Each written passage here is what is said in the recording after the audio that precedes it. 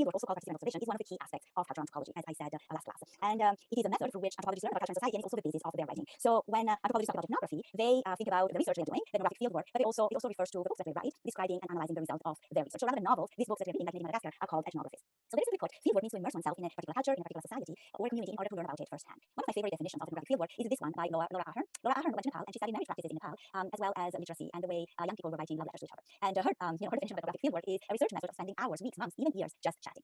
One of the reasons I really like this definition is because it is a bit perplexing. It's a bit surprising. First of all, why spend so much time just chatting? She talks about even years spending just chatting. The second question that might pop into our head is, how can chatting, something so ordinary, something so banal, help us learn things rather than, say, reading a lot of books or taking pictures or drawing maps or any other things, right? Why is chatting like in the middle, at the center of this method?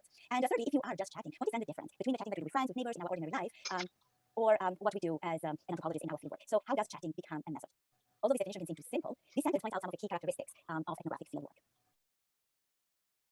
This quote by Laura Ahern that I like so much points out some of the very important aspects of this method. First of all, the one of time. So fieldwork is about spending time in a place. It's not just visiting, but actually becoming part of people's daily lives. This is important also because some processes, some phenomena can only be understood as they unfold over time. And the second thing is that insights come from the relationship with people. We learn things because we become connected to a place, a group, because we're connected to certain people. As Manji says in her description of fieldwork and ethnography, fieldwork is an eminently social activity, and these are her words, so eminently social.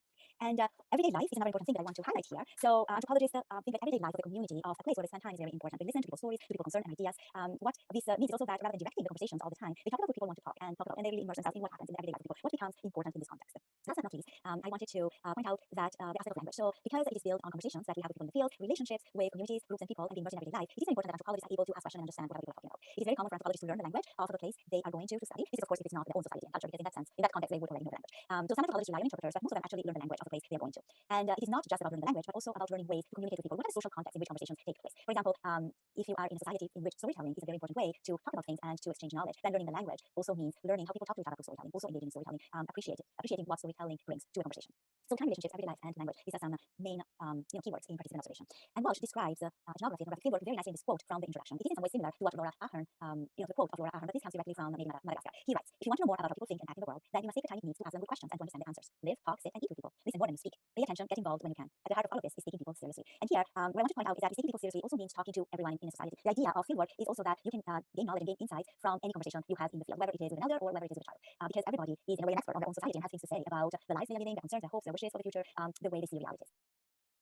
When we get to the history of fieldwork and a bit of the history of the discipline, Bronislaw Malinowski is often credited with being, so to speak, the father of fieldwork, or one who, started it as an important method in the discipline. And he did fieldwork in the Trobriand Islands. These islands are very close to Papua New Guinea. Some of the key ideas of fieldwork that he introduced were the long-term permanence that we already talked about, the idea of spending time in a place. He also introduced the idea of holism. So he urged researchers and fieldworkers to pay attention to all aspects of society, not just some, because the goal is to learn about all the different elements of the culture. This is because culture encompasses so many different things, and to learn about it, we have to pay attention to all of the different expressions and elements. He also introduced the idea of field notes. When fieldworkers go to the field, they record, they write down everything that they observe, that they learn about in a field diary, and that is what becomes the basis of the insight that is very important for them writing the ethnographies they write, and a way also to keep track of who they talk to, what kind of answers they get, and what emerges as important in the place where they are living. It is Malinowski also urged the fieldworkers to record all the complexity of everyday life, all the little details, and also people's quotes. For example, he was interested in magic, and he recorded magic spells, magic formulas, and things like that. And lastly, but very importantly, he introduced the idea of participant observation. So the idea of participant observation is that somebody doing fieldwork will not just observe what is going on and record what is going on, but become part of that society, participate in, for example, ceremonies, events, meetings, occasions. Evans Pritchard, who was an anthropologist who did research in the 1920s to 1940s, said to understand newer life, one must learn to be like a Nuer. So really become part of the society. In the example of Evans Pritchard, who was doing research with the Nuer in Sudan, for example, had its own garden, just like Nuer had gardens, and procured his own food and things like that to be a little bit more like a Nuer. And we'll talk about a little bit more about him a bit more later in the course as well.